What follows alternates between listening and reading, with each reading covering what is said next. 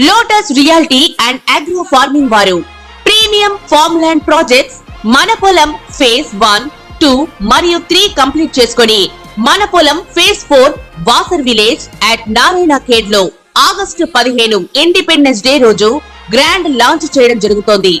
Launching మరియు independence day సందర్భంగా 5 guntas land out rate లో బుక్ చేసుకున్న వారికి ₹1,50,000 డిస్కౌంట్ తో పాటు 2 గ్రాముల గోల్డ్ ఫ్రీగా ఇస్తున్నారు. పూర్తి వివరాలకు సంప్రదించండి.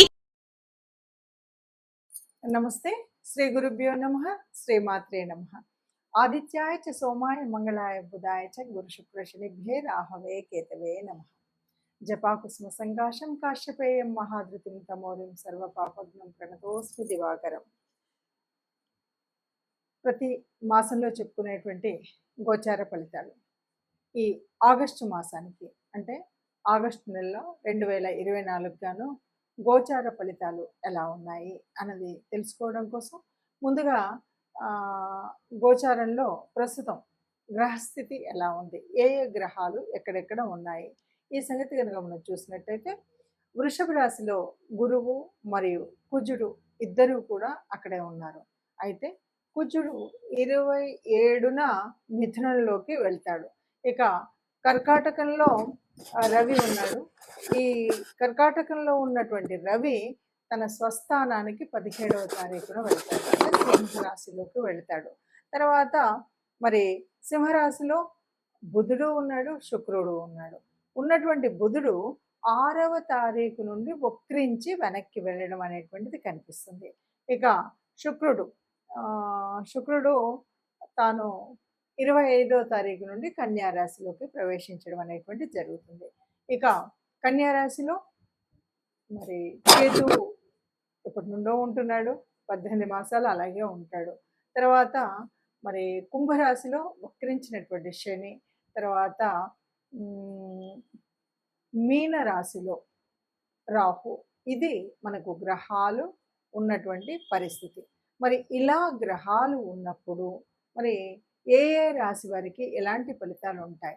ఎందుకంటే ఒకవైపు ఇప్పటికీ మరి ఈ మాసం నుండి మొదలు పెడితే కనుక 6వ తారీఖు నుండి బుధుడు వక్రించి ఉన్నటువంటి వాడు, అలాగే మరి శని ఇప్పటికే వక్రించి ఉన్నటువంటి పరిస్థితి. కొంతమందికి ఏళ్ళనాటి శని నడుస్తుంటే కొన్ని రాశుల వారికి, మరికొంతమందికి అర్ధాష్టమ శని నడుస్తూ ఉంటే, ఇలాంటి పరిస్థితుల్లో గురువు కుజుల కలయిక ఒకవైపు, అలాగే మరి ఇప్పుడు మనకు చూస్తున్నటువంటి పరిస్థితుల్లో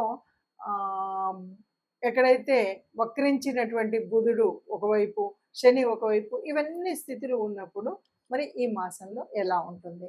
మరి ఈ మాసం ప్రత్యేకత తీసుకున్నట్టయితే ఇంకా ఇదంతా కూడా శ్రావణ మాసంలోకి వస్తుంది. ఆగస్టు అనగానే మనకు మొదటి వారం దాటిందంటే శ్రావణ మాసం. శ్రావణ మాసంలో అంటే ఏదైనా సరే, ఏ గ్రహరీతులు ఎలా ఉన్నా సరే, ఆ మాసానికి సంబంధించినటువంటి అధిదేవతల్ని మనం తలిచినప్పుడు, కొలిచినప్పుడు ఏవైనా అవకతవకలు ఉన్నా, ఏదైనా చిన్న చిన్న తేడాలు ఉన్నా మనం సరి చేసుకోవడానికి ఎప్పటికప్పుడు దేవుడు మన దేవతా రూపాలు మనకు ఆయా పండగల రూపంలో దర్శనమిస్తూనే ఉంటాయి. మరి అలాంటి పరిస్థితులలో ముఖ్యంగా మరి ఆగస్టు మాసంలో 2024 గాను ఒక్కొక్క రాశి వారికి అంటే 12 రాశుల వారికి ఎలాంటి ఫలితాన్ని మనం పొందుతాం అన్నది నెమ్మదిగా చూద్దాం. ఇప్పుడు ధనుసు రాశి వారికి ఎలా ఉంటుంది? రాష్ట్రాధిపతి గురువు కుజుడితో కలిశాడు, 6వ స్థానంలో ఉన్నాడు. మరి ఎలా ఉంటుంది అని కనుక మనం చూసినట్టయితే వీరికి ఎవరైనా సరే అప్పులు తీసుకోవాలి అంటే, మాకేదో ఆర్థికంగా కష్టంగా ఉంది, ఈ పని చేద్దాము, ఏదో ఇల్లు కట్టుకుందాం, లేకపోతే చిన్నగా రెనోవేషన్ చేద్దాము, లేకపోతే ఈ వాహనం కొనుక్కుందాం, ట్రావెలింగ్కి ఇబ్బంది అవుతుంది, బండి కొనుక్కుందాం అని అప్పులు చేస్తారు కదా. ఈ చేసేటువంటి వారు చాలా జాగ్రత్తగా ఉండాలి.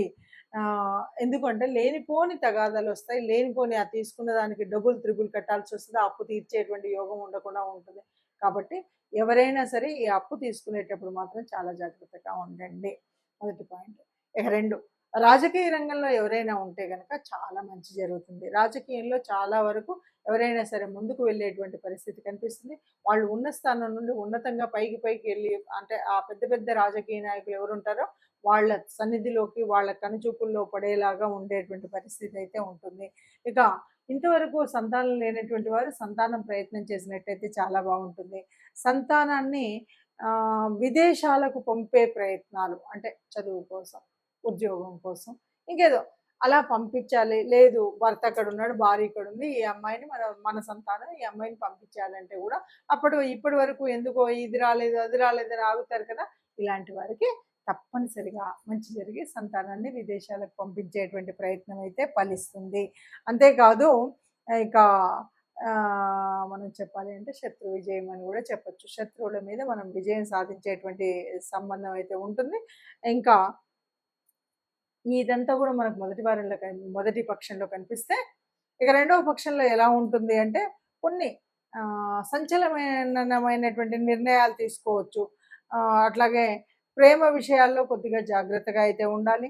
ఆరోగ్య విషయంలో కూడా కొంచెం తగు జాగ్రత్తలోనే ఉండాలి. తర్వాత ఫైనాన్షియల్‌గా అంటే రెండవ పక్షంలో కొద్దిగా జాగ్రత్తగానే ఉండాలి అని చెప్పాలి. ఇవన్నీ కూడా మనకు కొద్దిగా కష్టం అనిపించి, అంటే ఇప్పటి వరకు బాగుంది, ఇప్పుడు లేదు అని అనిపించినప్పుడు మనం ఏంటంటే అప్పులు ఎవరి దగ్గర చేయాలన్నప్పుడు అప్పులు తీసుకోకుండా ఉండడం.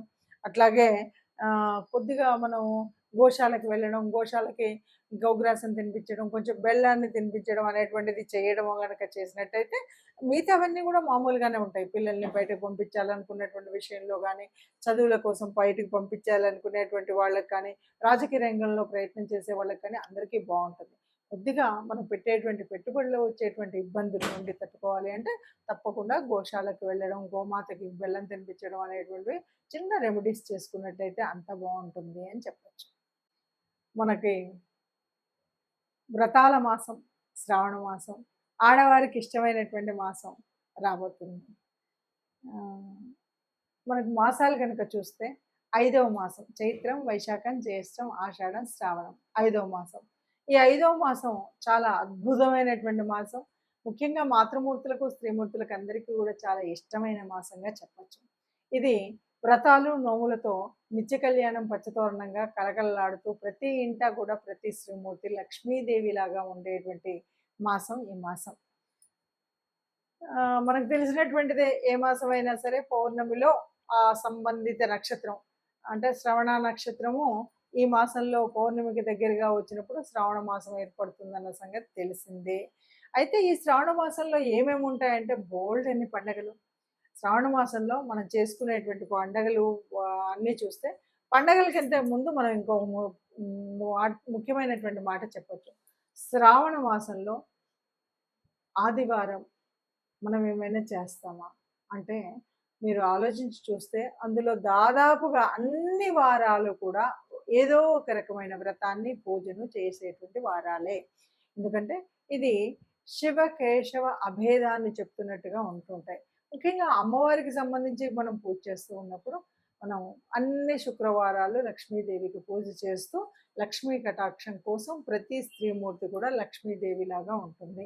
అలాగే మంగళవారాలు, శ్రావణ మాసంలో ఉన్నటువంటి మంగళవారాలన్నీ కూడా గౌరీదేవిని పూజిస్తూ ఆ గౌరీ అమ్మవారిని కొలుస్తూ ఉంటారు. ఎందుకు అంటే అమ్మ యొక్క ఆ ముత్తైదుతనము ఉండాలి అని, ఆ సువాసినులుగా ఉండాలి అనే ఆకాంక్షతో మంగళ గౌరీ వ్రతాలు చేస్తూ ఉంటారు. అయితే ఇక్కడ అమ్మవారికి ఎవరికి చేసినా అయ్యను పూజించకుండా చేయకూడదు.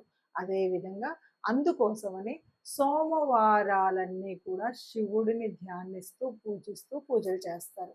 అట్లాగే లక్ష్మీదేవిని శుక్రవారం చేసిన వారందరూ కూడా శనివారం ఆ వెంకటేశ్వర స్వామిని పూజిస్తూ చేస్తూ ఉంటారు.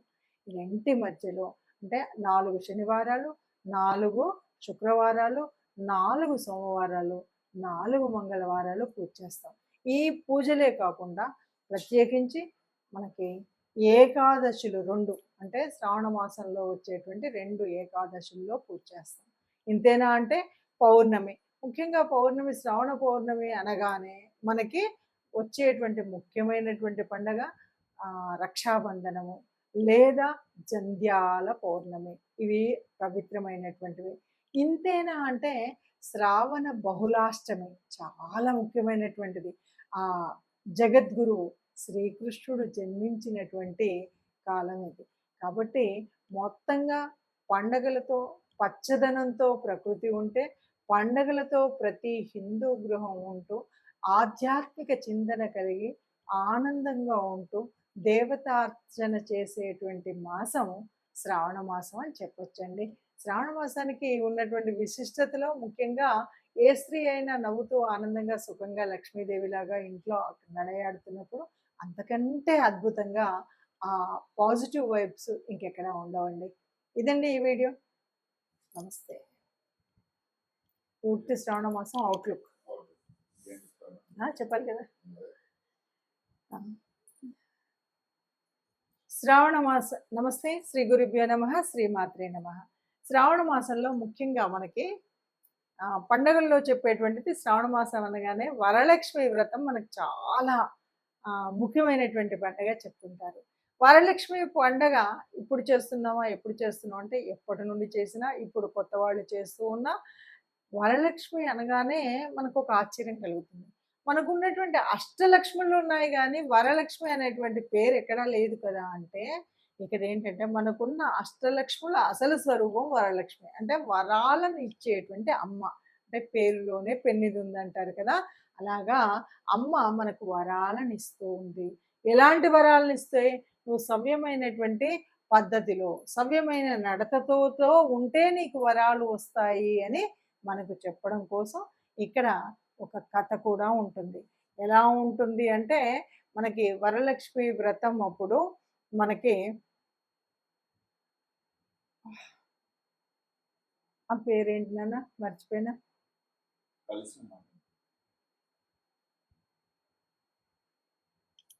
వరలక్ష్మి అప్పుడు మనం చూస్తే చారుమతి అనేటువంటి ఒక ఇల్లాలు.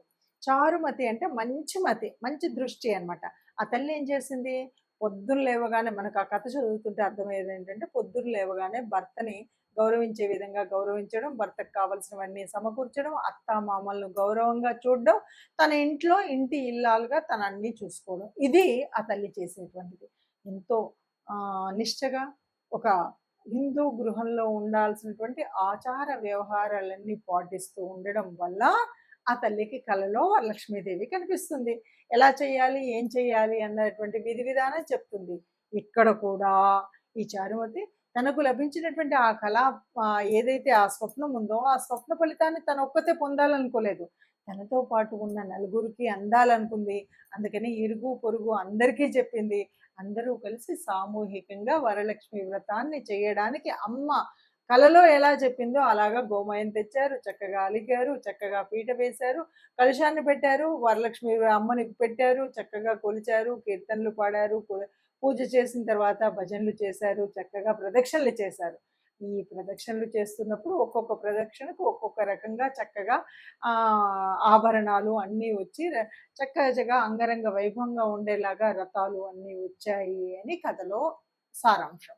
ఇక్కడ అర్థం ఏంటి అంటే, ఏ స్త్రీమూర్తి అయినా కూడా చక్కగా తన యొక్క బాధ్యతను సరిగ్గా నిర్వహిస్తే, బాధ్యత అంటే నేను ఒక జాబ్ హోల్డర్ నండి, నాకెక్కడ సమయం అనేటువంటిది కాకుండా, ముందుగా నువ్వు ఒక ఇంటి ఇల్లాలు, నువ్వు ఒక భర్తకు భార్యవు, ఇంట్లో ఉన్న పెద్దలైనటువంటి అత్త మామళ్లకు నువ్వు కోడలివి.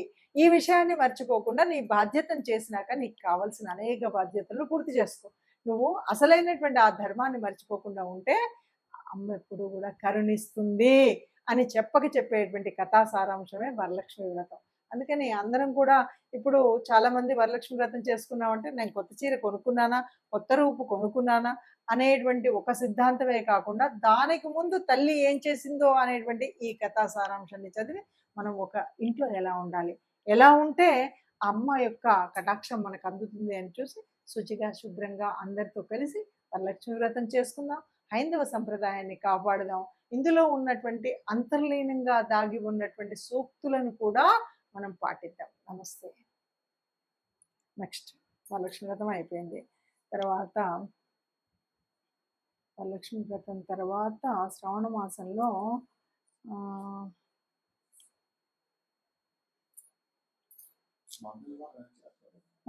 చేస్తారు. మగ మంగళగౌరి వ్రతాలు చేస్తారు. నమస్తే. శ్రీ గురుభ్యో నమః. శ్రీమాత్రే నమః. శ్రావణ మాసం అనగానే వ్రతాలు, నోములు అన్నాం కదా! ఎలాగైతే శుక్రవారాలు చేస్తారో అలాగే మంగళవారాల్లో కూడా శ్రావణ మంగళ గౌరీ వ్రతాలు అని చేస్తారు. ఇక్కడ కొంచెం తేడా ఏంటంటే శ్రావణ శుక్రవారాలన్నీ అత్తింట్లో మనకు చేసుకుంటూ ఉంటాం. మంగళ గౌరీ వ్రతాలు అనేసరికి ఇది పుట్టింటి వాళ్ళు అమ్మాయికి పట్టించేటువంటి ఒక నోము, ఒక వ్రతం. ఇది ఎలా ఉంటుందంటే కొన్ని చోట్లయితే పెళ్ళికి ముందు నుండి చేస్తూ పెళ్ళైన తర్వాత దాన్ని తీర్చడం అనేటువంటిది ఒక వ్రతాన్ని మనం ఉద్వాసన అంటాం కదా, అలా చేయడం. కొంతమంది పెళ్ళైన తర్వాత చేస్తూ ఉంటారు. ఇది 5 మంగళవారాల, 5 సంవత్సరాల, 11 సంవత్సరాల, 9 సంవత్సరాల వారి ఇంటి ఆచార వ్యవహారాన్ని బట్టి ఉంటుంది. ఏది ఏమైనా మంగళవారం ఆ తల్లి పార్వతీదేవికి నమస్కరించి పూజ చేస్తారు. ఆవిడే గౌరమ్మ, ఆవిడే గౌరీదేవి, ఆవిడే సర్వమంగళ, ఆవిడే సర్వ దేవత. ఆ తల్లికి ఎందుకు పూజ చేస్తారు ఏమిటి అంటే, తల్లి నువ్వు ఇచ్చినటువంటి ఈ సువాసిని తత్వం ఏదైతే ఉందో అది చల్లగా కాపాడు. సర్వమంగళ మాంగళ్యే అని మనం ఎందుకంటాము అంటే, ఆ తల్లి శివే సర్వార్థ సాధకే కదా. ఆ అమ్మ శివుడి ఇల్లాలు కాబట్టి ఆ తల్లి తన మాంగళ్యాన్ని కూడా ఒకసారి పణం పెట్టింది అంటారు.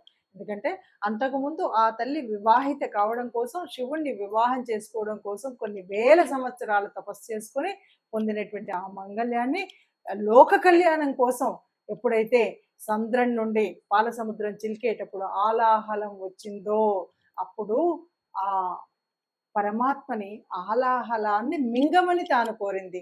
మింగడివాడు విభుడని, మింగడిది గరళమని, అంటే ఆ విషయం అని తెలిసి కూడా తల్లి మింగమన్నదంట.